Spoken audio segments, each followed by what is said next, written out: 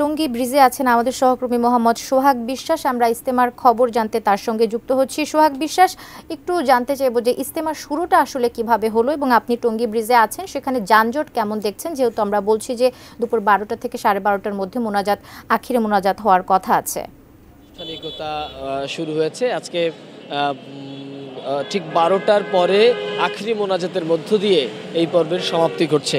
আমি যদি টঙ্গী ব্রিজের নিচের অবস্থাটা একটু আপনাদেরকে দেখাই, তাহলে কিন্তু গাড়ির একটা দীর্ঘ লাইন রয়েছে, একটা যানজট আমরা দেখতে পাচ্ছি।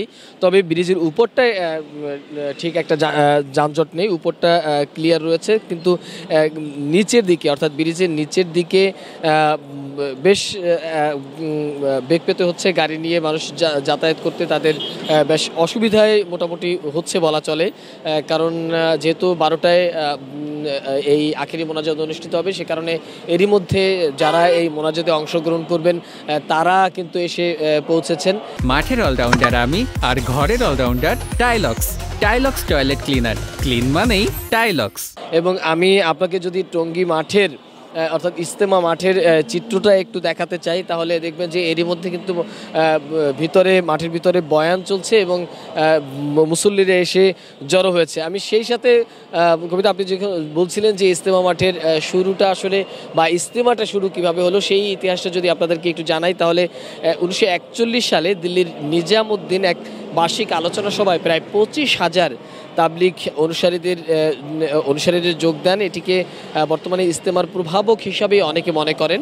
এরপর 1946 সালে মাওলানা আব্দুল আজিজের প্রচেষ্টায় ঢাকার কাকরাইল মসজিদে প্রথমবারের মতো বার্ষিক ইজতেমা অনুষ্ঠিত হয়। সেখানে উপস্থিত ছিলেন মাওলানা ইউসুফ কান্দলভি। এরপর 1954 সালে ঢাকায় লালবাগে শাহী মসজিদ ও এর আশপাশ এলাকায় অনুষ্ঠিত হয় বার্ষিক ইজতেমা। সেখানে 5,000 মুসল্লি অংশ নেন এবং 1954 সালে চট্টগ্রামে হাজি ক্যাম্পে তাবলিগ জামাতের ইজতেমা অনুষ্ঠিত হয়। 1958 সালে নারায়ণগঞ্জের সিদ্ধিরগঞ্জে আয়োজিত হয় আরও একটি ইজতেমা। এরপরে 1960 সালে ঢাকার রমনার উদ্যোগে অনুষ্ঠিত হয়েছিল ইজতেমা। এই ইজতেমা প্রথমবারের মতো বড় পরিসরে করা হয়েছিল। সেখানে যোগ দিয়েছিলেন প্রায় 15,000 মুসল্লি, যা 1922, 1962 এবং 1965 সালে রমনায় বার্ষিক ইজতেমা হিসেবে পরিচিত। 1965 সালে রমনায় অনুষ্ঠিত ইজতেমায় সমাগম হয়েছিল প্রায় 25,000 মুসল্লি। আমাদের মহান মুক্তিযুদ্ধের পরে তথা 1972 সালে শেখ মুজিবুর রহমান টঙ্গী এই তীরের জন্য একটি জায়গা বরাদ্দ দেয় সরকার। সেই বরাদ্দে প্রায় 160 একর বিশাল এক ময়দান ছিল। সেই ময়দানই আসলে এখন পর্যন্ত এই বিশ্ব ইজতেমাটি হয়ে আসছে। 1980-র দশকের শুরু থেকে টঙ্গী ইজতেমায় বাংলাদেশ ছাড়াও বেশ কয়েকটি দেশ থেকে আসা বিপুল সংখ্যক প্রায় 50-এর অধিক দেশ থেকে আসা মুসল্লিরা এই বিশ্ব ইজতেমায় যোগ দেন।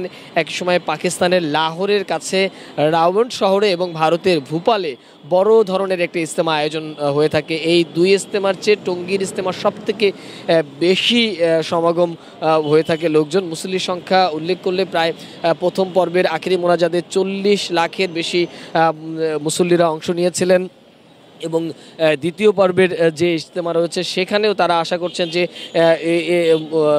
প্রথম পর্বের মতোই একইভাবে এই দ্বিতীয় ভাগের আখেরি মোনাজাতেও অংশ নেবেন।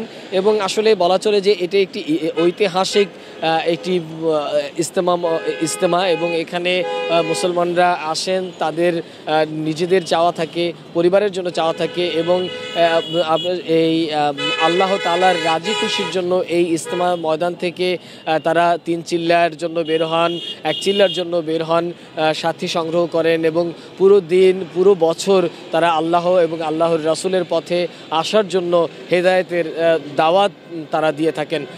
কবিতা, এই ছিল আসলে আমার কাছে থাকা ইজতেমার মাঠের সর্বশেষ খবর।